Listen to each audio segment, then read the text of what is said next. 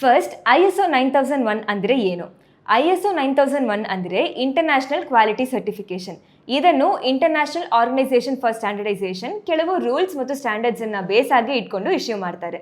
ಇದು ನಿಮ್ಮ business proper systems follow ಮಾಡ್ತಿದೆ ಮತ್ತು ನಿಮ್ಮ ಪ್ರಾಡಕ್ಟ್ಸ್ ಆ್ಯಂಡ್ ಸರ್ವಿಸಸ್ ಅಲ್ಲಿ ಕನ್ಸಿಸ್ಟೆಂಟ್ ಆಗಿ ಕ್ವಾಲಿಟಿ ಮೇಂಟೈನ್ ಮಾಡ್ತಿದ್ದೀರಾ ಅಂತ ಪ್ರೂವ್ ಮಾಡುತ್ತೆ. ಸೊ ಇನ್ ಸಿಂಪ್ಲರ್ ವರ್ಡ್ಸ್, ನಿಮ್ಮ ಬಿಸ್ನೆಸ್ ಪ್ರಾಪರ್ ಆಗಿ ಆರ್ಗನೈಸ್ಡ್ ಆ್ಯಂಡ್ ಫುಲ್ಲಿ ಪ್ರೊಫೆಷನಲ್ ಆಗಿ ರನ್ ಮಾಡ್ತಿದ್ದೀರಾ ಅಂತ ತೋರಿಸುತ್ತೆ.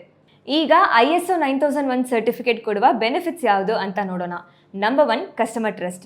ಕಸ್ಟಮರ್ಸ್ ISO 9001 ಸರ್ಟಿಫಿಕೇಟ್ ನೋಡಿದ್ರೆ ನಿಮ್ಮ ಬಿಸ್ನೆಸ್ ರಿಲಯಬಲ್ ಮತ್ತು ಪ್ರೊಫೆಷನಲ್ ಅಂತ ಫೀಲ್ ಮಾಡ್ತಾರೆ.